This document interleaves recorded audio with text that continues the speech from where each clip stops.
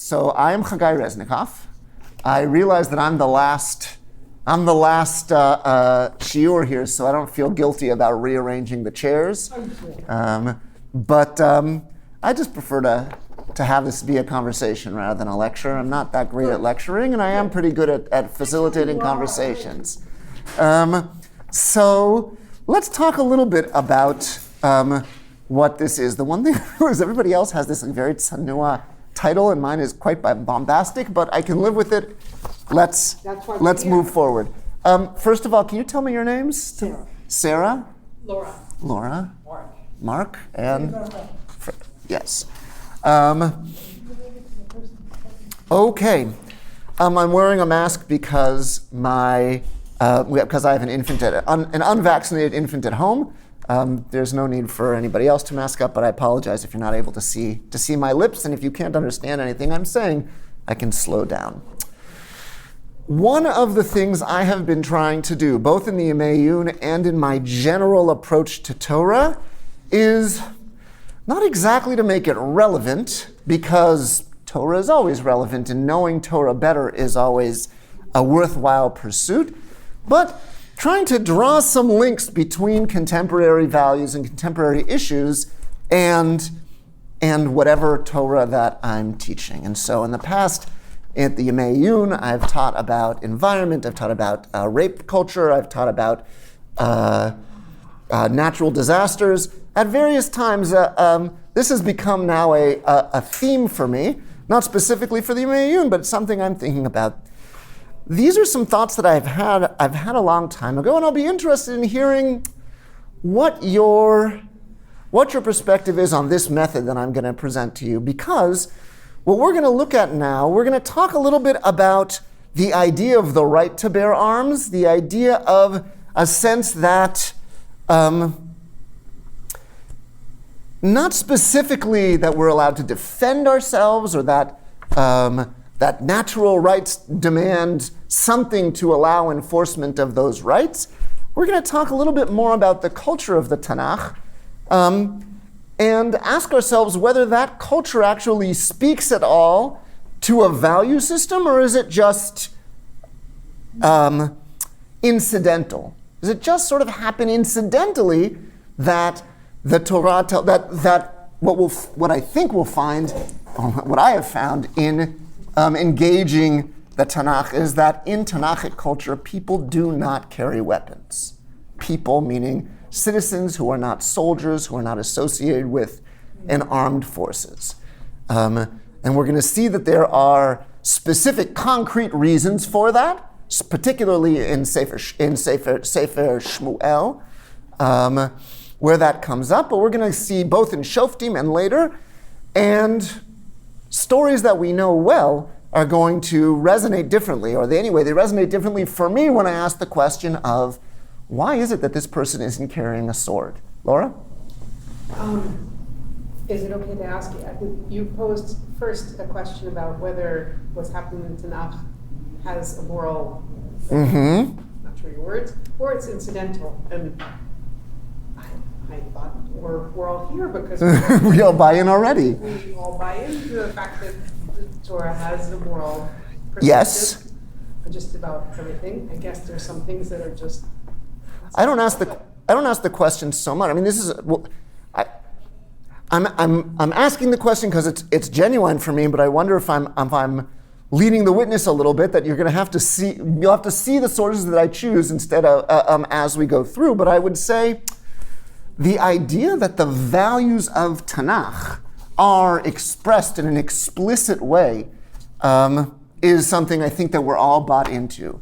But here's an interesting question. Okay, let's actually just skip ahead by way of addressing your question. Let's look at source number 2. Sorry, did you not get one of these? Here you go. Might have been my pack, but That's fine.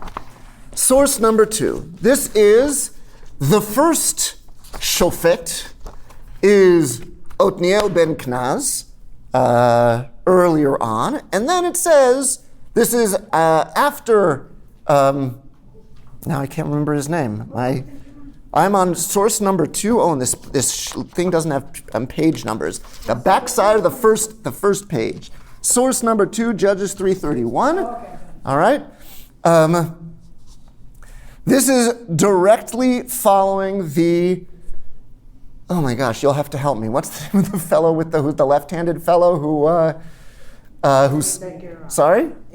Ehud. Thank you very much. So after Ehud, we say, so he's the second shofet, and then we say, Ve'acharav haya Shamgar ben Enat, vayach et plishtim 600 ish b'malmad habakar vayesha gam hu et Yisrael.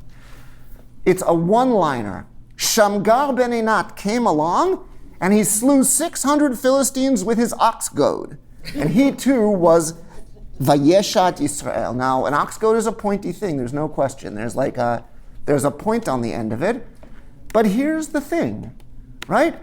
If Shamgar ben Enat went out to engage 600 Philistines, you'd expect that he'd be carrying some kind of a weapon rather than an ox goad.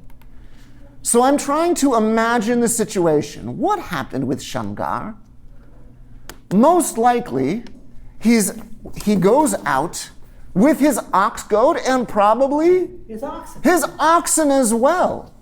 And he goes out and he's attacked by a group of Philistines who he then engages with what he's got, which is an ox goad. Now, somebody wrote to me, I made this argument on TikTok. I don't know if people know this, I'm the face of YCT on TikTok. For those of you, I know Freda must have an active TikTok account. I know, I'm teasing you. I'm teasing you. In any case, somebody made a comment to me about some Viking text. And they said, a Viking text always says, you should always have your sword on your hip. So I responded, well, there are no civilian Vikings, right? Vikings see themselves as warriors in all situations. But I would argue that Shamgar is just a normal guy. He doesn't carry a sword with him when he's taking his oxen out, okay? And the question on what we'll get back and we'll delve into this source again, but I'm just trying to give you the example of how much does the fact that Shamgar ben Enat used an ox goad, right, rather than a weapon, how much of that tells us some value from the Tanakh, and how much of it is just like, okay, that's what happened. He was out, he had an ox goad, he used what he had. Go ahead, Laura. Yeah. More of a guerrilla fighter. Uh-huh. He was not an official soldier at arm, but he was more like, say, Yehuda HaMaccabi. Yehuda Maccabi carried a sword. He had like a famous sword and had a name and everything. What about his hammering? What was that metaphoric hammering? So I don't actually know. It's an interesting question. I read in the book of Maccabees. I don't think there's any reference to him carrying a hammer. In the I recently read a teen novel. It wasn't teen. It was actually for children. This is a brilliant novel written by Safrai, by not Shmuel, by Ze'ev Safrai, the son of the great Shmuel Safrai, who is an important Israeli. His son is also an important Israeli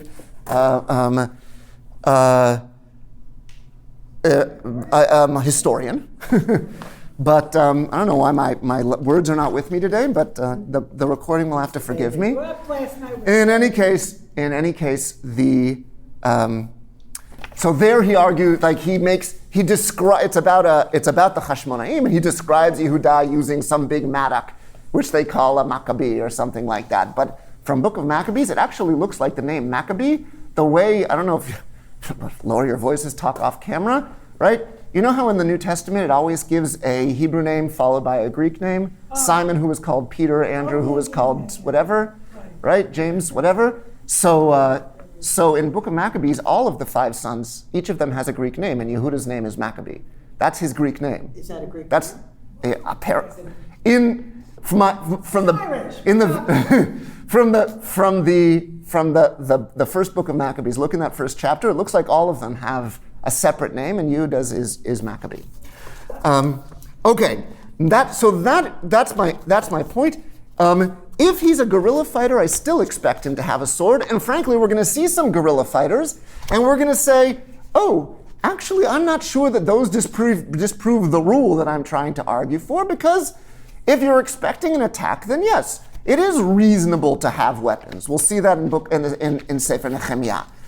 Before we go further, I want to read the piece that I am polemicizing against so you can have a sense. Somebody wrote to me again, now I feel like I'm apologizing to the world for things that other people have said. Somebody wrote to me and said, just read Locke. What's the matter with you? He doesn't mean God-given in the sense that it appears in the Bible. He means God-given in terms of being a natural right. And indeed, Locke does use the phrase God-given when he talks about the different rights, the natural rights. Although John Locke, Oh, yeah. right? So you're familiar with John Locke, the natural rights of man. So Locke doesn't actually propose a right to bear arms. But many people but he does use the phrase God-given, and he's not referring to the Bible. He's referring to natural law, but many people, especially the guns rights, I guess I should say theoreticians, have argued that in order to defend those natural rights, right? Locke does talk about violence in various places, and the assumption is that people are going to have weapons for that. So what we have here is something written by David French, who belongs to I don't remember which, right-leaning Christian university, and he actually goes the distance of saying that the Bible advocates that people should have weapons. And that's what I'm polemicizing against. Now, you could say, well, okay, so just dismiss his polemic, and then you don't have to worry about your concerns about learning from Tanakh. But I do think what we're going to see is interesting.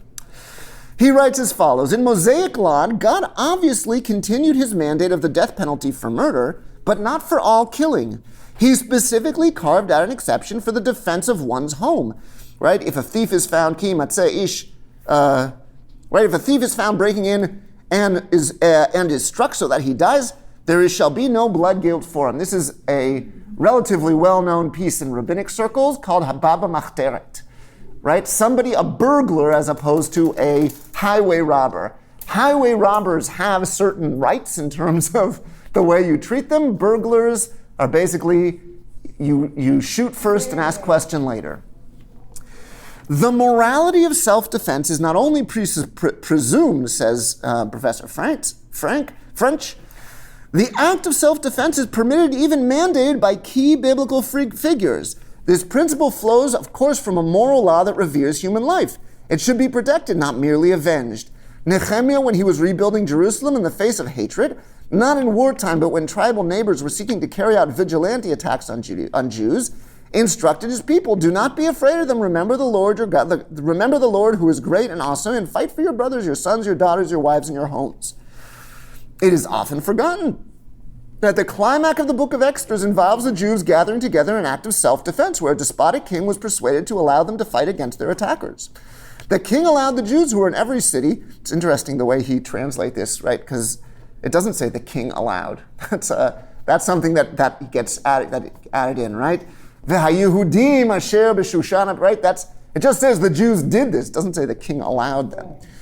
So that should be in brackets. It's a tiny bit. They were given the heads up, right? They were given the heads up, and frankly, I actually think that this is the pshat. In other words, my understanding of the book of the Megillah is that until now, the attackers of the Jews, the people who were intending to try to kill and then loot the Jews, had royal support and could expect support from royal troops, whereas Jews who fought back would then be suppressed by royal mandate. Whereas now they even the playing field. The royal troops are going to stand back, and everybody gets to have a big melee where they decide. Right? You can decide to attack if you want, which is why the Jews go after, right? Not just people who are attacking them, but anybody who's mivakesh ra'atam, right? Soneihem, the people who hate them. They winnow down the anti-Semites, not specifically, I think, in response to some kind of attack. Anyway, right? I'm skipping ahead because we're familiar with the end of the book of Esther, I think. this is the second to last line, or third to last line. The Jews then struck all their enemies with the sword, killing and destroying them, and they did as they pleased to those that hated them. Now this is the argument that I'm going to polemicize against. Now, that's not to say that I don't believe that the Bible has a right to self-defense. I think he's right on target. When I read it, I felt like, in his whole article, I felt like he has pinpointed the exact wrong issue. We are not talking about laws limiting self-defense in the discourse of gun control. We are talking about a culture of carrying weapons. And the question is, does the Tanakh, and again, this is what's so hard for me, but in its prosaic sense, reflect a world where simple people are carrying weapons? And it's a little bit hard to tell, because the Tanakh is not a book about simple people. The Tanakh is a book, excuse me for the gendered statement, but a book about great men, right? Which I guess is literally true, except for maybe in one or two specific places. But the Tanakh focuses in on kings and prophets and judges. It doesn't focus in on the simple life. Every now and then you get a hint, like before, right? Before David was the king, what was he doing? Before Gideon was, what's that?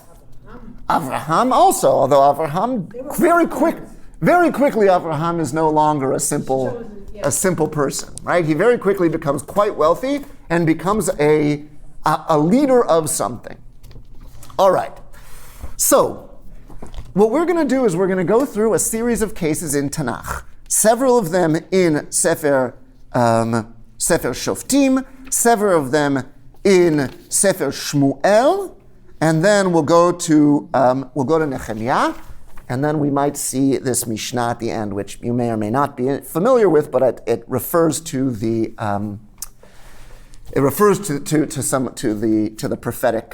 prophetic experience.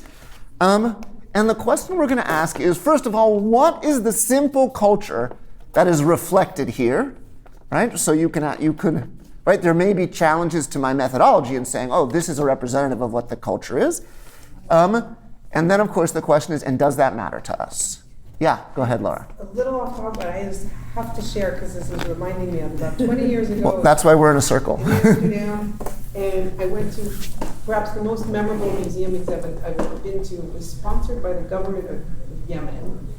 And there was, in the little intro, there was a photo of some men, and they were sporting daggers. And the caption said,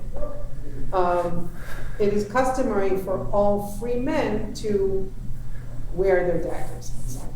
So this was, and this is, you can see why this is a very shocking and memorable exhibit, because it raises a lot of questions. First of all, that they had to distinguish free men, and then that, guys wearing daggers, and there's a wonderful book too, written by a Jew who traveled all around, and he said, he came and there were all these daggers, and that was just the men at the taxi stand. So that's just the men at the taxi stand. So there is, there definitely are cultures where the norm is even I don't know. This was from some years ago, but still, my lifetime, Yemen, were totally normal. Is there something about like I said, the Sikhs all carry? The Sikhs, people, right? The people who have a warrior mentality, I think it's very, very normal, and frankly, it's not necessarily a bad thing. My question, I don't know that I have criticism of it per se. My question is, if you want to say that there is a Tanakhic source that says that we shouldn't restrict weapons access, then let's look at the culture of the Tanakh and then and see if that's really the case. And I'll be interested to see if you can come up with a case either that the Tanakh says we ought to carry arms or that we ought not to carry arms. Now, there are some Christian groups like the Quakers, which you could argue are Christian, but they're based. Their pacifism is based. They think it's based. Right, on but it's based on Jesus. It's based on certain parts. Turn the other cheek. Of Jesus. Yes. It's not based on open. But it's definitely, you cannot, I don't think they cannot make the case that it's based on what they call the Old Testament. But I want to remind you that I'm willing to totally buy into a non-pacifistic perspective. What I'm talking about is a cultural argument that says, do normal people own and carry weapons? That's the question I want to pinpoint. So let's go back to... Texas or in New Jersey? That's the question. In the Tanakh. Yeah. That's the question. So let's go back to Shamgar. Okay? Shamgar, the question is, why doesn't Shamgar use a sword? Why doesn't he have his dagger on him? Right? He's a free man. And who is So, this Shamgar? so who is this Shamgar? So look, at first we think that he's just some nobody, right? But Devorah doesn't think he's a nobody. Let's look at source number 3, right? This is in Shirat Devorah when she's praising Yael, right? B'yimei Shamgar ben Einat, b'yimei Yael, chadlu orchot ve'olchei netivot, ve'olchu orachot akalkalot. In the days of Shamgar and in the days of Yael, the caravan stopped and the wayfarers went by roundabout paths. So why do I bring this? Because you might tell me, look, Shamgar lived in a peaceful time. Shamgar was like, everything was like calm when Shamgar was around. He had no reason to be carrying a sword. But the Bible itself, Devorah, when she gives the history, she actually remembers that there are ruffians on the waysides. And you really have to be careful about getting attacked. Why wouldn't you arm yourself in that situation? Now, interestingly, Yael also didn't use a sword, but I would have said, right, if Yael used a tent peg. She was much brawnier. She had no need for a sword. I was recently at a conversion where the convert chose the name Yael, and we all gave drashot about the Yael and the shofar because of the season. We asked her why she chose Yael, and she said Yael had a strong arm and she knew how to use it. I was like a little uncomfortable with that response. That's why she called herself Yael. Anyway. I read this differently. Maybe I'm reading it incorrectly. Yeah. The wayfarers went by roundabout paths because they were scared of Shamgar. No, I don't mean it could be, but I don't think so. I think that Shamgar, Stop happening. right? That things are happening and right, and everything is things have come to a stop, right? And that these heroes like Shamgar and Yael are helping people out. And Shekam Devorah, right? It's like the next thing is like praise of Devorah. That Devorah is finally, in defeating Sisera, has made things safe for the Jews again, but before they were chaotic. Okay, Shamgar, in using this what's it called? This ox goad, right? He's like a proto-Shimshon. And by the way, right, we also, I can't actually presume that you know, so I will present to you, but you seem like a savvy crowd. The book of Shoftim is full of exaggerated and unusually strange deaths, and like cruel and unusual deaths, like in strange and graphic things, right? Like there's a king who gets his head smashed by a millstone. They're like not only like whatever. It's all over. It's not just the fact that Yael does this very like weird grisly thing fits into the context of Sefer Shoftim and also Shamgar. So now Shamgar is this, right? He fights off these Philistines with this agricultural tool, right? And who is the classic bare-handed man? That's Shimshon. Now, when Shimshon famously picks up the jawbone of an ass and slays 1,000 Philistines with it, right? It makes perfect sense that he wouldn't have a sword because he was bound by Shevet Yehudah and sent to the Plishtim in order to try to preserve relations. They were very nervous since they thought they had this maverick amongst them, and the best thing to do, and he let them, the best thing to do is just to send Shimshon over, and Shimshon saw them coming, and Ruach Hashem came on him, and he broke the bounds, reached down and took the first thing that came to hand.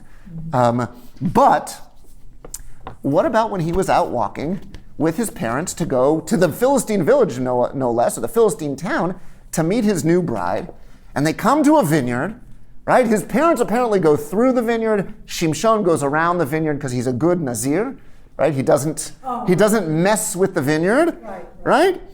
Vayered Shimshon ve'aviv ve'imo Timnata. They're going to Timnah. Vayavo ad karmei Timnata, and they reach the vineyards of Timnah. V'hinei kfir arayot shoeg likrato, and here comes a lion coming after him. And we know what happens. Vatitzlach alav ruach Elokim, ruach Hashem, and the Spirit of God comes onto him. This is the first time he had no idea that he was capable of this. But until now, right? I mean, assuming that the Tanakh gives us all the information. This is the first a show of ridiculous strength that Shimshon shows. Vaishasehu I don't know if I can read that word. Kishasagdi, the way a lion would tear apart a lamb. That's how Shimshon tore apart this lion. Uma ein biyado, and he had nothing in his hands. He didn't tell his parents what had happened, right? And that's why I told you this self-made, but I think it's I think people agree with this, right? It doesn't say that his parents were walking through the vineyard and he was walking around, but what happened to his parents if that's not what happened? In any case, How would you walk? right? No problem. If Shimshon is walking, right?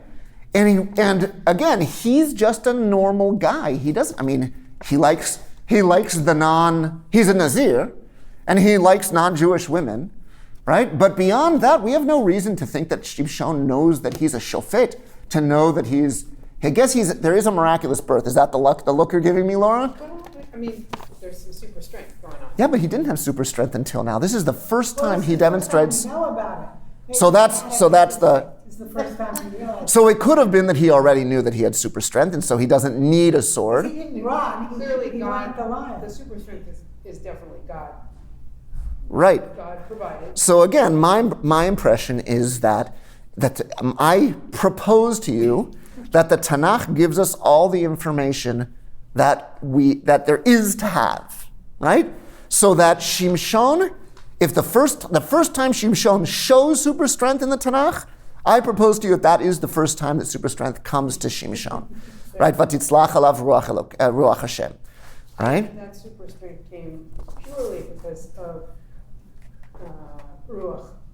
Yeah, ruach Hashem. It's every single time that Shimshon does something ridiculous, it's because he has ruach Hashem. No need for a weapon because. All right, What but so again, what is stronger than Ruach Hashem? I understand. So we will definitely get there. Freda said that she wondered if I was going to be able to show that there was some kind of value in the Tanakh one way or the other. So I think that David and Goliath is going to show us exactly what the Tanakh thinks. You really whether you need a weapon or not. But right here again, my argument is this is the first time Shimshon goes out. There are lions about, but nobody's carrying, or he's not carrying a sword. Now you can tell me, well, Shimshon was somech on God.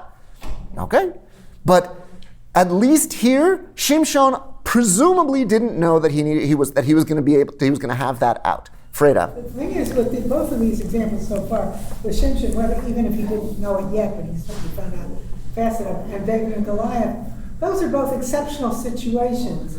And I don't think so. Not David and Goliath. Shimshon maybe. A Quaker person who's trying to bring you something from the Bible, that's not the average person. Nobody is David. Nobody is as average. Nobody is as average as David before David and Goliath. But he obviously had a special thing going on. God doesn't do that. The average person. If the average person could do that, there would be 6 million fewer dead Jews. I hear your argument, but I'm not talking about the abilities. I'm talking simply about the culture in which these people exist.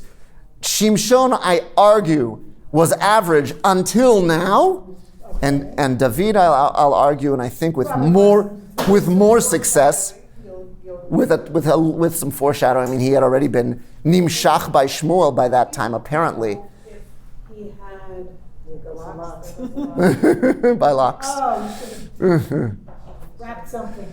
You have an ox That looks like cookies. All right. Sorry. Go ahead. I'm imagining maybe he even had a bow and arrow. Were there bows and arrows then? I mean, Probably. he could have. It seems in the time of David or in the time of Shimshon. Shimshon. So Shimshon we don't know. In the time of David there certainly are. Right? And Shimshon we don't know about that. Right? But there are certainly, the idea of weapons, right, is a known thing. Now, let's look at this next source, because this next source contextualizes a lot of what we've just seen, and it might say, oh, Rabbi Resnikoff, you're taking everything out. You think you're taking everything in context, you're taking everything out of context. So let's look at this. This is source number 5. This is in Shmuel.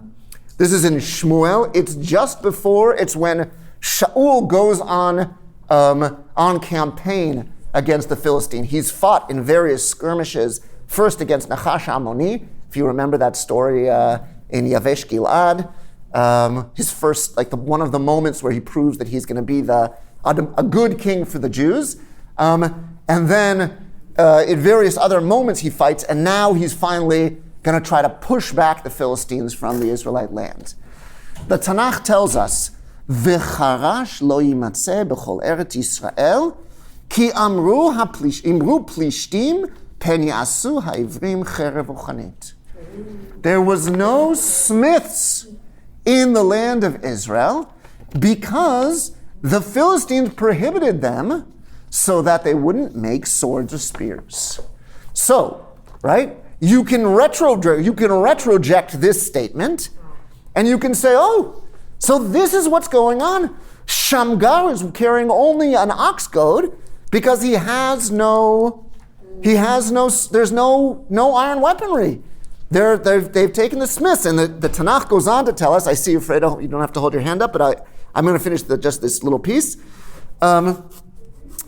They have no iron weaponry. That's why Shimshon is barehanded. That's why Shamgar is barehanded. That's what's going on here. All right, lo chashuv.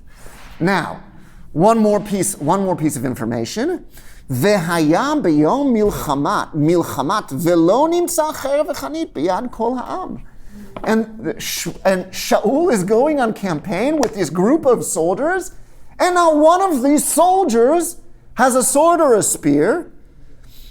Kol ha'am asher et Shaul v'et Yonatan. The people who are with Shaul and Yonatan, v'timatzeh leShaul and Yonatan b'no. But Shaul and Yonatan have their high class. They managed to smuggle iron weapons, but everybody else is fighting like Laura said, the guerrilla warriors. They're fighting with whatever they have. I don't know if people are familiar with the history of the mythos of the ninja. I hope that by citing ninja people, that's not like something nobody's ever heard of in these circles. There are enough in popular culture now, right? Ninja use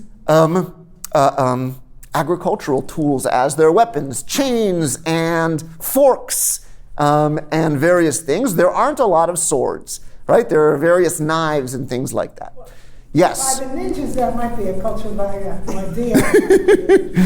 But the thing is, at this particular source we're discussing, the reason the people don't have arms is because of the oppressor. Yes. The oppressor has taken them away from them. The norm is clearly for them to have. Correct. And this is an anomalous situation. 100%. This source is me being transparent, right? I could have skipped this source unless you were looking specifically in Sefer Shmuel. You wouldn't have found it, and I would have put one over you, right? But I'm telling you that this source actually seems to suggest that what I said was like the cultural norm is actually being caused by an oppressive situation, right? And in the middle, the Tanakh tells us that the Jews had to go to the Philistine cities in order to get their plows sharpened, right? It was a big problem. Laura?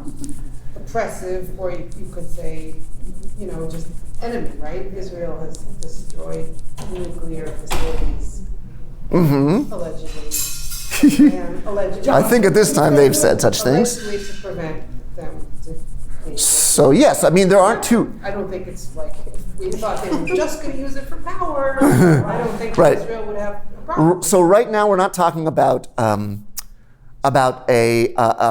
two nations like with a border in between them. We're talking about an encroaching nation, right? And the rules that they have placed. So the Jews do have a king. They seem to have authority to some extent, but there are Philistine cities, right? And Philistine troops wandering around, and Shaul is on the march to try to get rid of them, right? And yet the oppressive Philistines to this point have not permitted the Jews to have swords and shields. So So maybe, Yeah. not that I abide by the no arms forces. No, that's fine. But it's a way of distinguishing, are you a member of the, if it's your majority government, then of course, like any free man, you should be able to have your dagger or weapon, whatever Right. it is. And it's only if you're oppressed Yes. that you don't have. That's right. That's right. So, right, this is a tough source for my claim, right? So I will just note, right, that it doesn't seem to be the case for other shoftim. If we go back to Sefer Shoftim, but this is in Sefer Shmuel, the time of Shaul. In Sefer Shoftim, we do see battles where it seems like people have swords and do have swords, right? In Devorah and Barak, although it's interesting to think, right? Gideon has a pitcher and a torch, and he smashes the pitchers and he shouts, right? Cherev Lashem la Gideon, but he doesn't actually have, right? And he has a shofar, but he doesn't actually have he does anyway. It doesn't say that he has a sword, and the Philistines all kill one another. It's an interesting question. I don't know if this source can be retrojected far enough to totally destroy my claim, but it's definitely a claim against. Now let's look at David and Goliath. This is a very different situation. By the time we get to David and Goliath, it seems that Shaul is still fighting against the Philistines, but there doesn't seem to be such a limitation on weapons. So David says to Shaul, right? He says to him, what do you do? And David says to Shaul, Ro'eh hayavdecha la'aviv betzon, uva ha'ariv et hadov, v'nasa seh me'ha'eder. This is when Shaul said, why? You're just a kid. And this Goliath, he's ish milchama minar. I love how he's, right? You're a kid, and he's been a warrior since he was a kid. Right? So David says back, look, I may be a kid, but I'm a shepherd. This is actually interesting. I don't know if you've read anything by, I think his name is Lewis Mumford. Mumford is definitely his name. I think he was a pre-war historian, and he wrote a book, an important book called The History of the Cities. Today he's considered important and also wrong in almost all of his conjectures, but his methods were important. But he talks about different kinds of people. He talks about Paleolithic people who fight who have weapons and continue to prey on whatever they can because they're hunter-gatherers. You have Neolithic people who have settled down and they're sort of living in farms. And then you have shepherds who are this interesting mix between the Paleolithic and the Neolithic, that they're living in a civilized situation, but there's a sense of they're there to protect the sheep against something. They're not just building. They spend a lot of time on their own, more meditating. Yes. More like the primitive, Right. unsettled folks. Right. Yeah. So let's just see a little bit about how David, right?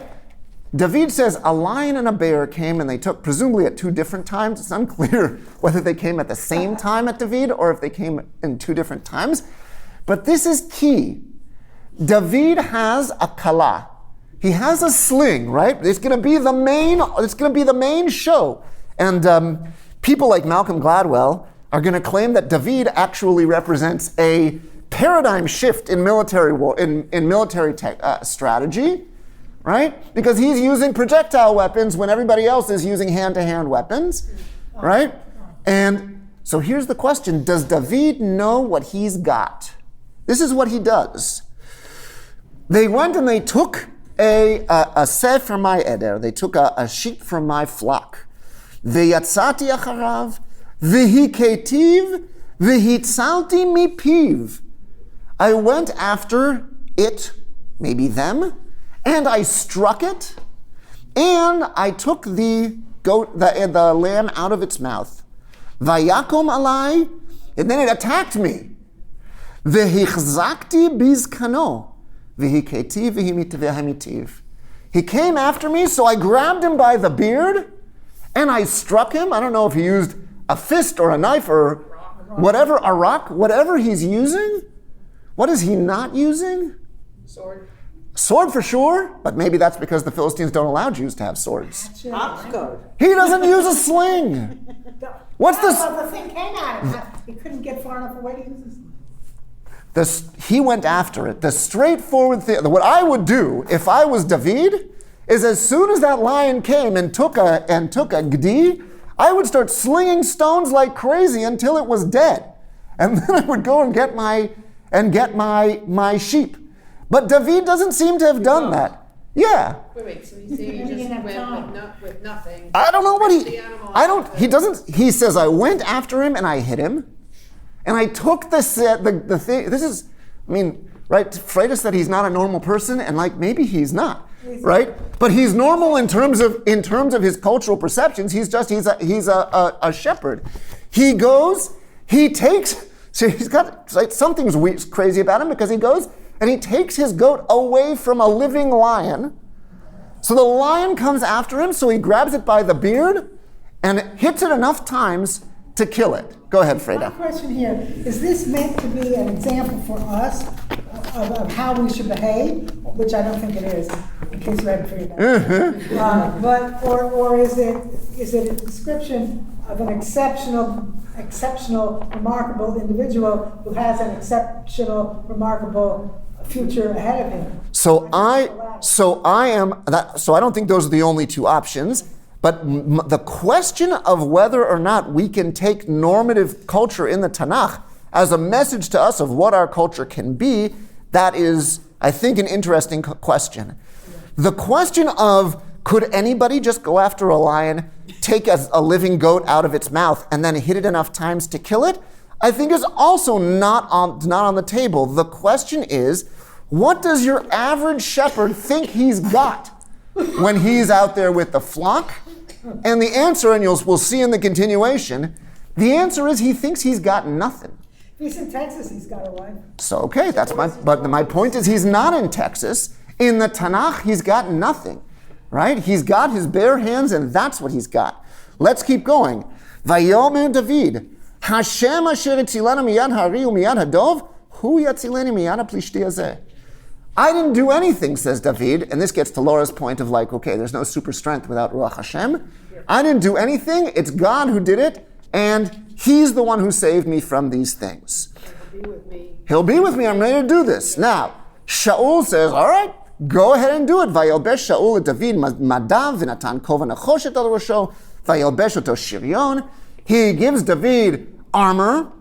Vayachgo David et charbo me'al madav, right, and he wears his sword. Interesting, is this David's sword or is it Shaul's sword? I presume it's Shaul's. Vayoel alechet. He tried to lechet, but he tried to go, but he wasn't able to. Kilonisa, but he didn't know how to move with armor. It was too heavy for him, and he tripped. Vayomer David al Shaul lo uchal alechet be'ele. I can't walk with this. Kilonisiti vayasrem David me'alav. And now the image in the Bible is that David is going naked into combat. Vayikach maklo biyado. He takes his shepherd's crook.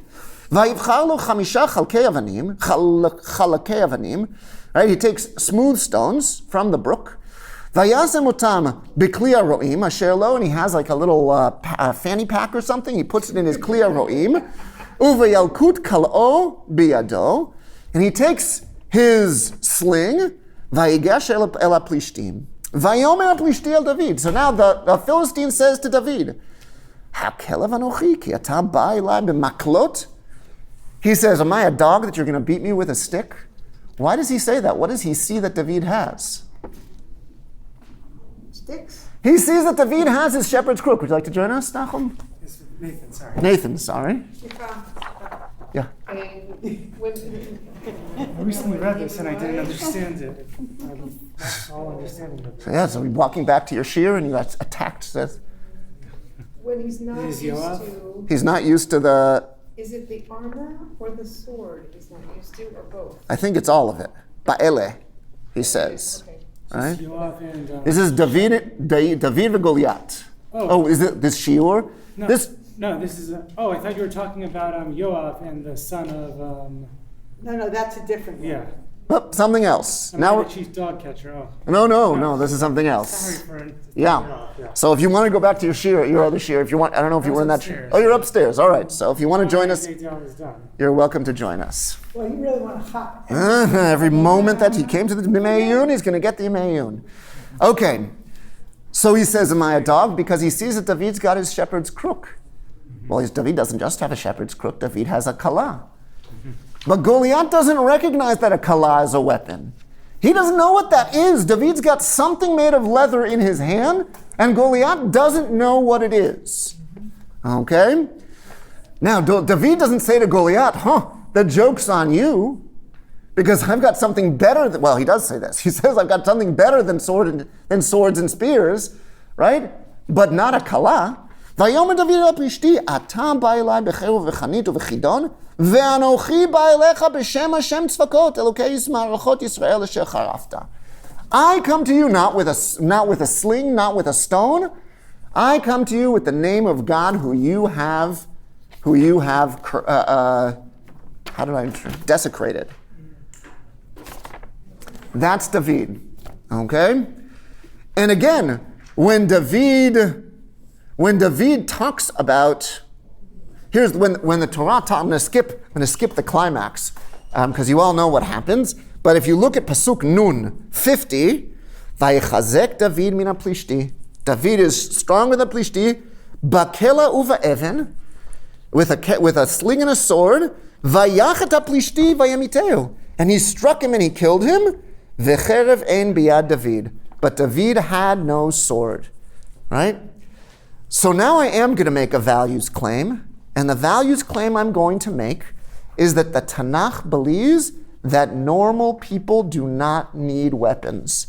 That the name of God is the weapon in Tanakh, that you trust in God as you walk around, that if you need to fight somebody off, you'll have your malmad, you'll have your sling. What did David think that sling was for? I'm not sure. Maybe hunting. It's possible that it was for birds and squirrels, things like that. Whatever it was, right? David didn't see it. It wasn't seen as an object of self-defense. And when a lion came, David basically gave it up and went and hit the lion with whatever he had. So the claim the claim here is that civilians don't carry weapons because they don't need them. Now, this is an unusual situation. I've definitely heard Freda tell me that this is unusual, this isn't standard, but I think that this actually represents standard civilian culture in Tanakh. And what's unusual is that these civilians show up in battlefield situations, and guess what? They don't need swords on battlefields either. The same Hashem who guards them from lions and bears when they're walking around, that is the same God who can kill 600 Philistines with a malmad bakar, and who can take care of this gigantic plishti with his 50 whatever caliber spear. Okay? It just seems like those are all exceptional situations.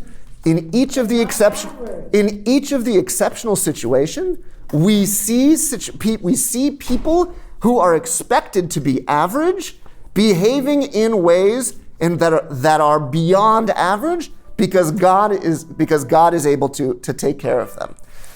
Okay, the last piece that I want to talk about, and we'll see if I have time for the Mishnah, please. Do you think that it's also clearly David has a very keen sense of Hashem's power that is with him, and that fuels his confidence? He even is able to articulate that awareness, right, to Shaul. Did Shimshon have that too, you think? Or it seems like he was a little more surprised by something. I think that Shimshon is not exactly the sharpest tool in the shed, right? And it is interesting, like, why did he finally tell her? First of all, why did he tell the first wife the answer to his riddle, right? But more so, why did he finally tell Delilah about this. And then, what did the hair really have to do with Shimshon's strength anyway? It's interesting that Tanakh seems to go in two directions, because they say that it says when he finally pushes down the amudim, it says that his hair had grown back, and that's the thing. But what he should have said is Ruach Elokim. That's what makes me so strong, and you can't take it away from me. What would help? They can't do anything. There's nothing you can do to bind me because I'm strengthened by Ruach Elokim. Everybody's walking out, so I'm getting stressed. I have 3 more minutes to just talk about my last piece. The last thing, are we going by the clocks in here? If we're going by the clocks in here, then we're done. Keep going. Freda, you want to say one more thing? I'm nervous because I know how fast they close this up. I need to take care of some business. Okay, go ahead. Go ahead. We're going to finish in 3 minutes, which by my clock is 4 o'clock. I got here at 3:05. I start at 3:05 by my clock, and my clock I still have 3 minutes. So the last thing is, what about Nehemiah? Professor French is not wrong that in Nehemiah they went and they stood and they had bows and arrows. These are normal people building Chomot Yerushalayim, building the walls of Yerushalayim. So let's have a look at that story and see what's going on there, because I claim that is funny. I claim everything until now has been a representation of normal, simple, pedestrian culture, and now we're seeing an unusual situation. Vayika asher shama Sanballat v'Tovia ve'ha'arvim ha'amonim ve'ashtodim ki alta. Interesting. Ashtodim anyway is back to the Philistines. Ki alta rucha lechomot Yerushalayim ki chelo aprutzim lihisatem vayichar lehem me'od. When call them the barbarian tribes, the nomadic tribes around, heard that we were building Yerushalayim, they were very, very angry. They came because they were going to attack Yerushalayim in order to make sure that we don't get the walls up, because if the walls up, then we'll no longer be prey to these people. Okay, I'm skipping ahead. First they pray. First they daven, which I think is not incidental. Right? Before anything else happens, Pasuk Gimel, Vanit Palel Elokeinu, V'na'amid mishmar lehem yomam v'layla mipneihem. Right? Al chomotayich ir David, hivgarati shomrim kol hayom v'chol halayla. Right? They put out a guard, and then comes this situation where they all have weapons. This is now on the other side, Pasuk Yud, Vayhi min hayom hahu. From that day, right? So half of the people are doing work. They split the workmen. Half of them are doing work. Half of them are packing, that is, holding weapons. They have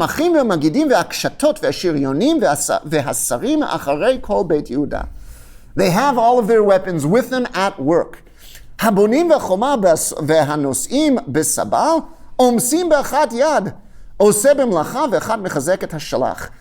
Each person is doing work with one hand, and the other hand they've got their weapons ready, and they in fact attack. They in fact are armed. Now, why is this different than anything else? Because they've actually been threatened with real harm by Tovia and by Sanbal and by these tribes, right? These are not, until now, they've been working unarmed, because there's no need to arm yourself when you're just going out to work. The last thing I will say before I continue, I've said my thesis about 18 dozen times. The last thing I'll say is as this beautiful Mishnah. You're familiar with this Mishnah, Nathan? The rest of you may also be familiar with this Mishnah. This Mishnah is like the classic gun control Mishnah. Lo yitzeh ish lo b'sayf v'lo b'kashiv v'lo b'tris v'lo b'alav v'lo b'romach. A person on Shabbat, says the Mishnah, should not go out with weapons, meaning should not have weapons on them. Im yatzah chayav chatat. And if they went out, they've broken Shabbat. Rabbi Eliezer Omer tachshitim hulo. They're actually they're dress swords. They're the dagger, right? They're part of what shows you. They're part of what shows you that you're that you're a free man. V'chachamim omrim einan lo ela lignai. They're actually ugly. Shneemar v'chitetu chavotam leitim v'chanitotehem lemazmirot Lo yisagoy al goy cherev v'lo yilmedu od milchama. In the Messianic age, there is no weapons. There's only agriculture to implement. It's the opposite of Shamgar, because that's the way that the world should be. Now, that Mishnah is not specifically talking about, right, the present. There are definitely people with weapons in the present, right? It's a question, but it's in the future, in the world that you have to go.